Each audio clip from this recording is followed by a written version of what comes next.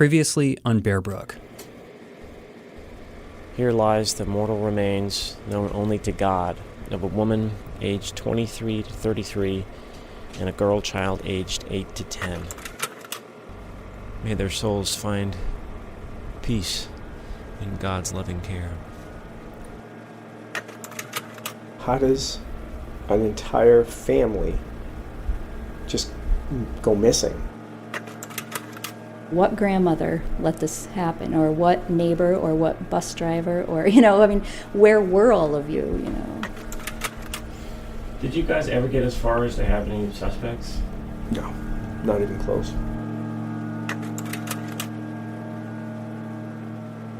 After the Paquette case, there was really a feeling that, this could be done if the resources are set aside. There's always some link. Someday, somebody will come forward.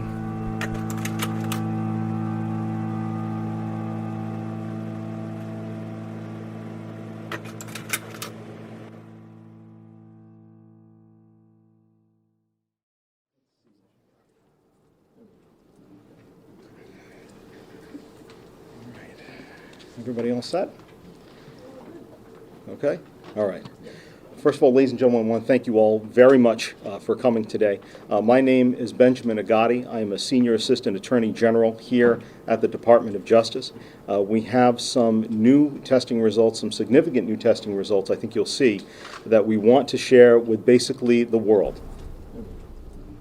In November 2015, New Hampshire state law enforcement officials held a press conference.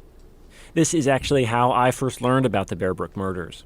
I was one of about a dozen or so reporters from New Hampshire and Boston who showed up. We all crowded into a small, carpeted room at the New Hampshire Department of Justice. Benjamin Agati with the AG's office stood behind a podium. 30 years ago this month, a mystery began when the remains of an adult and what we will find out will be the oldest child were discovered in a bag next to an overturned 55-gallon drum in Great Bear Brook State Park. In 2000, the remains of two more victims, both young girls, were found not far away, having been located in a second 55-gallon drum. The discovery of the second barrel in 2000 was really the last big development in the Bear Brook case. And that was 15 years before this press conference. In 2009, the case had been handed over to the state's new cold case unit. The unit was the first of its kind for New Hampshire, with a mandate to focus exclusively on old murders, disappearances, and suspicious deaths. It was formed thanks in part to the investigation into the shooting death of Danny Paquette, which we talked about in the last episode. The cold case unit was just as stumped as the investigators that came before them, though. So in 2012, they took the Bear Brook mystery to the National Center for Missing and Exploited Children, called NCMEC for short. NCMEC experts pored over the case alongside New Hampshire authorities, brainstorming ideas on how to move the investigation forward. 3 years later, in the fall of 2015, the New Hampshire Cold Case Unit was ready to share some of the work that came as a result of that collaboration. These are our new images, and we'll have individual shots of each of our victims later on. And it's thanks They started the presentation with a closer analysis of the information investigators already had on hand. Facial reconstruction experts at the National Center for Missing and Exploited Children had created new composite images of the victims. The victims' faces are rendered in grayscale, and they look a little computer-generated, but certainly a lot more lifelike than the simple sketches that once hung on the refrigerator at the Morgans' home in Allenstown. I'd like to go through each one in particular. Agati clicked through the slides of these new images, one by one. Our first one is our adult victim. She's a female, likely to be within her mid-20s. The adult victim's hair looks almost wet, like it was still drying from a shower. Our first child victim, also found in the same barrel with her. Her age is closer to 9 to 10 years old. The oldest child victim has a few freckles on her nose. She was approximately 4 feet 3 inches tall, had light brown, dirty blonde hair. Her mouth is slightly parted, like her photo was taken while she was lost in thought. We do not know what her weight was specifically, and we do not know her eye color. Child victim number 2. The middle child's expression reads almost as surprise, like someone just called out her name. Her age is anywhere between 2 to 4 years old. Her hair is darker than the others, her eyes set a little further apart. Details that really drive home the fact that she's not related to the other victims. She had a dental overbite, and this has been remarked about before, that may be noticeable to others. The image of the youngest child shows a cute kid. The last child, as she had a very large gap between the upper 2 front teeth. Big chubby cheeks and a tiny little nose. Wispy strands of dirty blonde hair falling down to her shoulders. We are trying to get these images out there. Through the National Center for Missing and Exploited Children, they have not had one single case like this, with 4 individual victims that have been unidentified for such a period of time. This is Bear Brook. I'm Jason Moon. For me, this was my first time hearing about the Bear Brook case. So everything, the barrels, the trailer park, the faces of the victims, everything was brand new to me. But the real showcase of this press conference were the results of long-awaited scientific testing. So today we want to announce results of new radioisotope testing that has been conducted on the bones, the teeth, and the hair of our 4 unidentified persons. Radioisotope testing. It's a scientific process usually reserved for geologists. Many of the reporters in the room that day, including me, struggled at first to understand it. But as we slowly came to realize, the technique can offer surprising details about a human life based on nothing more than the type of environment a person lived in. And almost exactly 3 decades since the Bear Brook mystery began, it finally gave investigators their first lead. Hi, this is Jason with New Hampshire Public Radio. How are you? Kind of getting sick. My son brought some kind of virus. And Oh, I'm sorry to hear that. Did you get your flu shot? I got it, but looks like it's something else. Uh-oh. When George Kamenov was studying to become a geologist, he never imagined he would one day use his training to solve murder cases. But then again, he says, all science is about solving mysteries. What we do in geology is often sort of like forensic chemistry. We're trying to identify, let's say, where this water comes from or what this water interacts with. And sort of like this is the same thing now. It's just applying it to humans. Kamenov, who's with the University of Florida, analyzed the remains of the Bear Brook victims with a technique that relies on the science of isotopes. And before we get into this, I just want to point out how important forensic science has been to the Bear Brook case. In the absence of witnesses or missing persons reports, the only information that detectives have been able to glean about the victims, what they look like and where they might be from, has come by way of pushing the boundaries of forensic science. Whether that's cutting-edge facial reconstruction or using a high-tech chemical analysis of the atoms from within the victim's remains. Okay, isotopes. Isotopes are atoms with either too few or too many neutrons. And basically, they're just different versions of the same element. You've probably heard of radioactive isotopes, but there are also other, less dramatic isotopes that can be really useful for scientists. A handful of isotopes that are stable and are naturally occurring are known as environmental isotopes. Geologists like Kamenov like them because they can be linked to geographic regions. They can be used sort of like an inorganic DNA tracer. They can tell you about geographical place of origin. Take oxygen-18. It's an isotope that's heavier than your standard oxygen atom. When rain clouds move from over water to over land, the water with oxygen-18 in it is the first to fall out as rain. That means that areas near the coast end up with more oxygen-18 in their environment than areas further inland. So a geologist can look at the amount of oxygen-18 in, say, a rock sample and get a clue about the type of environment the rock was formed in. But environmental isotopes aren't found only in rocks. Plants and animals also absorb environmental isotopes through their diet. So an animal who lived in a region with lots of oxygen-18 will have more of it stored in their bones than an animal who lived elsewhere. In other words, living things carry an imprint of their environment recorded in isotopes.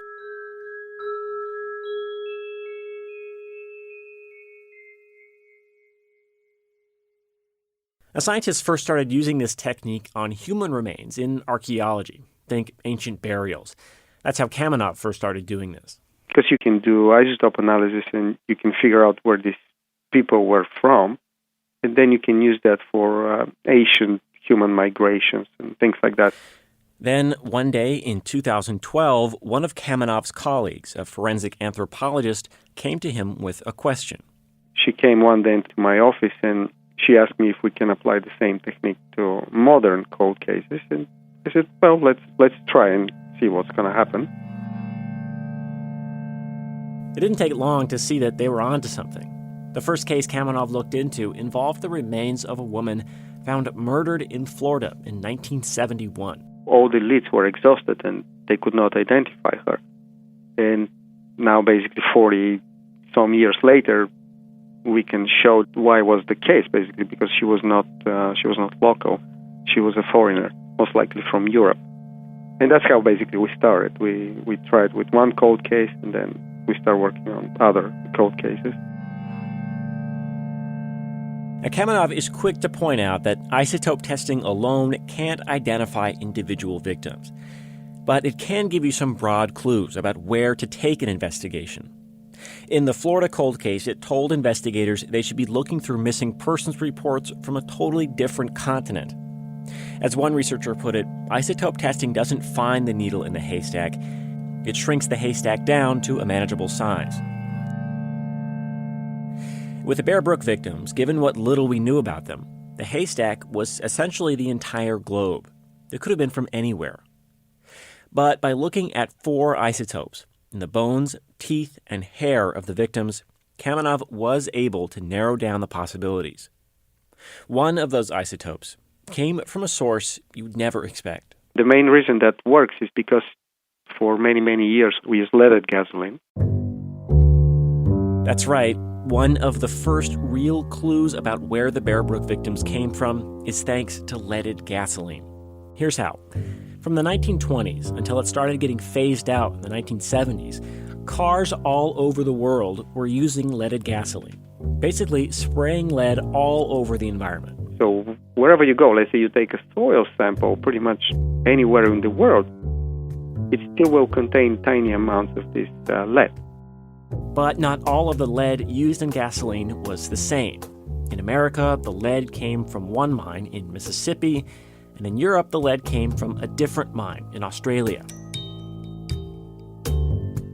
And the 2 different lead mines have different ratios of lead isotopes, making it easy for a scientist like Kamenov to tell them apart. And meanwhile, we are absorbing small amounts of this leftover lead in the environment into our bodies over the course of our lives. So as we live on, let's say you live in New Hampshire, and you go around, we drink the water, we eat the food. So tiny amounts of this lead that's in the soil gets kind of recorded in our body.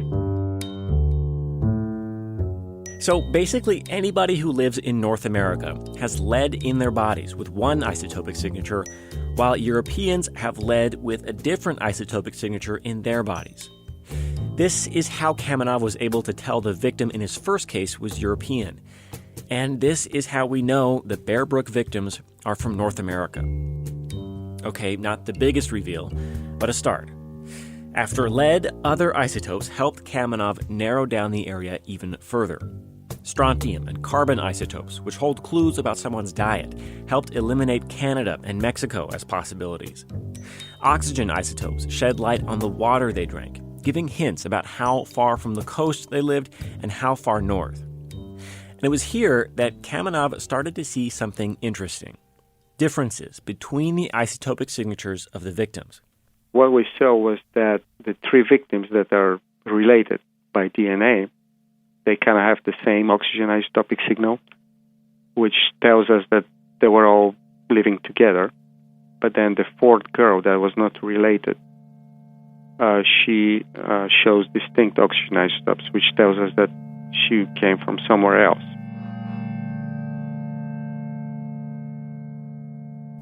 Back at the press conference, this was summed up for reporters in 2 color-coded maps. The specific areas you can see highlighted in green behind me are the areas of the United States where the adult and the oldest and the youngest child were both raised in and were living in at the time of their death.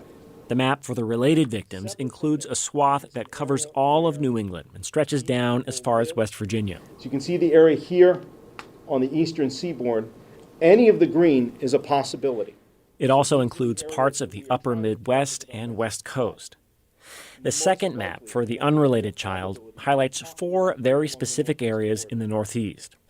2 different regions in upstate New York, one on the border between Vermont and New Hampshire, and one in northern Maine. She spent most of her childhood further inland and most likely further north. Her map also includes different sections of the Midwest and West Coast than the other victims. But notably, her map does not include the area directly around Bear Brook State Park, which means she's probably not from the immediate area.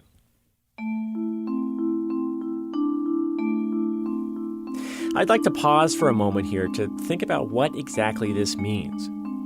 Kamenov had reduced the global haystack to areas within the U.S. equivalent in size to a handful of states. If this was the starting point of the Bear Brook investigation, it probably wouldn't have seemed like a lead at all. The areas highlighted on this map, they are home to millions of people. But if you've been watching this case gather dust, wondering how on earth 4 people could disappear so completely from the world without anybody noticing, this map is the first new piece of information in 30 years. It wasn't a slam dunk, not even close, but it told investigators where to focus their efforts. And there was one more thing that Kamenov was able to find, a tantalizing clue about how the victims spent the last few weeks of their lives.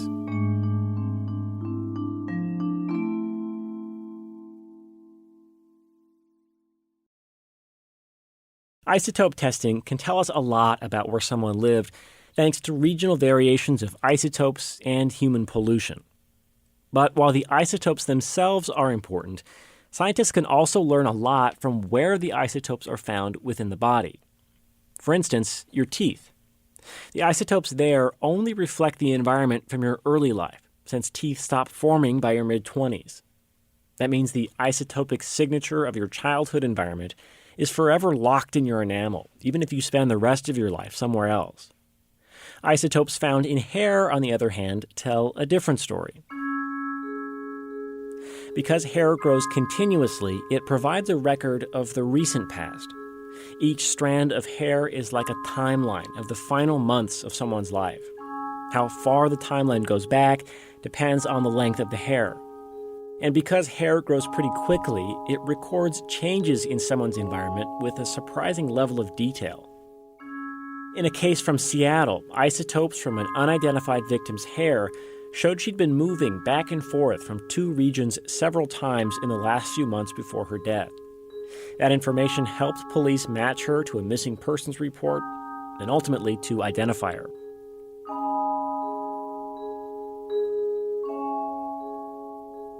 The hair of the adult victim in the Bear Brook case offered a similar clue about her movements just before the murder. Her hair showed that the last few months before death, she was living in the area. However, about 5 to 7 months before death, she went somewhere either to the north or to the west, to like a colder climate where the oxygen isotopes are lower. And what's interesting is that the unrelated victim, the 4th girl that is not related by DNA, her teeth also show these lighter oxygen isotopes. So one possible interpretation is that that's the time when the non-related girl joined the group.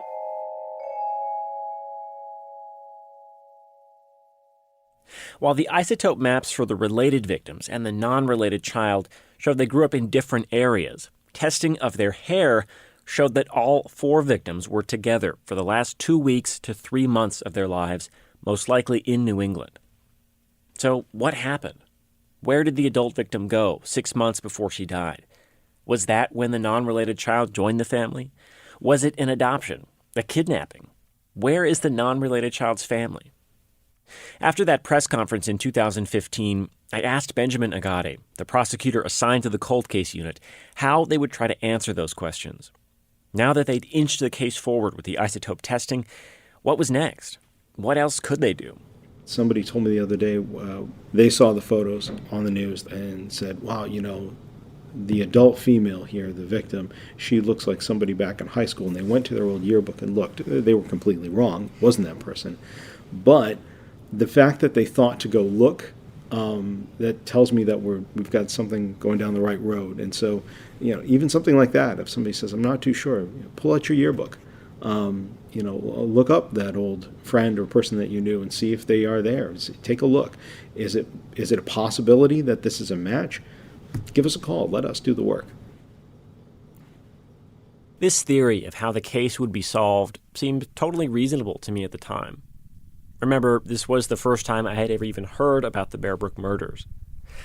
But looking back, it must have been hard. Calling that press conference, explaining how years of work had resulted in 2 simple maps and a set of images, putting that information out into the world, and then just hoping for a tip.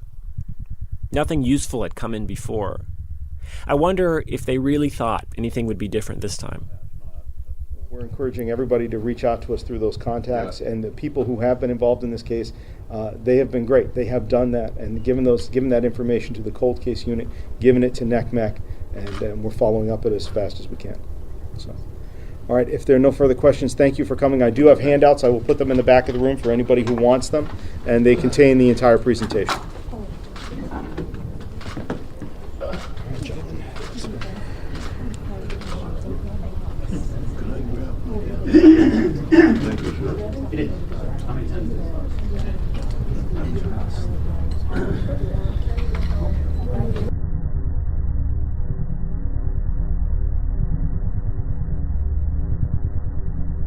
Since we spoke in 2015, Agati has been reassigned out of the cold case unit. But I imagine he still thinks about the Bear Brook case, frustrated that the victims, even now, remain unidentified. And in that sense, all of his work, and the work of investigators at NECMEC, was for naught. The new composite images and the maps went out on the news, and people called in, but they mostly gave the same tips investigators had already ruled out. If there is an old yearbook out there somewhere with a photo of one of the Bear Brook victims, it's probably still sitting in a closet or tucked under a bed.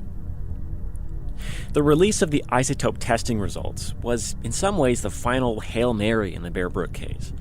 The investigation was reaching the end of the line. But meanwhile, another mystery, thousands of miles away in California, was just beginning to unravel. This case had also stumped police for decades, and it would also push the boundaries of forensic science. And by the end, it would lead all the way back to New Hampshire. The minute I met him, it was like meeting the devil. Had you ever felt that way about anybody else? Never in my life have I ever had the hairs on the back of my neck stand up when I met somebody.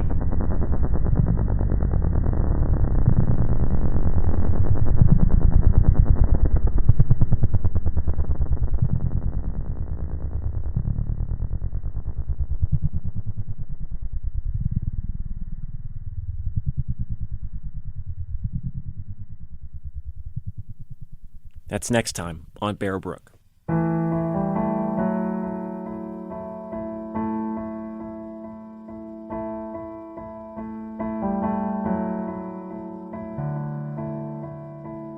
If you have any information about the Bear Brook murders, or if you think you recognize any of the victims, contact the National Center for Missing and Exploited Children at 1-800-THE-LOST.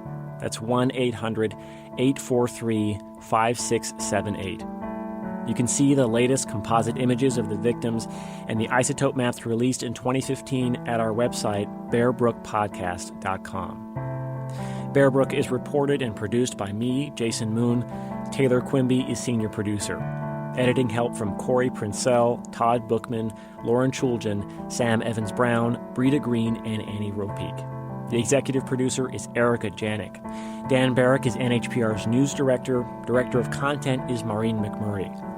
NHPR's digital director is Rebecca Lavoie, photography and video by Ali Gutierrez, graphics and interactives by Sarah Plord.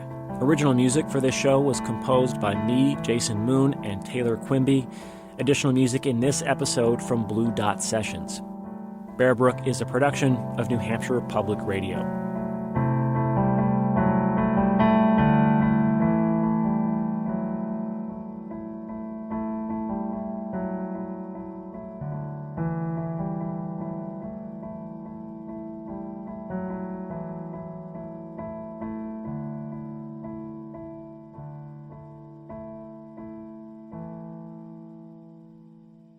Hello, this is Jack Wilson, the host of the History of Literature podcast. For the past 10 years, I've been talking to novelists, biographers, and scholars about the greatest books in the history of the world and the men and women who wrote them. Like our recent episodes on Dante in Love, a starter pack of 10 Indian classics, the pop culture that influenced Sylvia Plath, and a talk with scientist and novelist Alan Lightman about the wonders of nature. Join us at the History of Literature podcast, wherever you get your podcasts.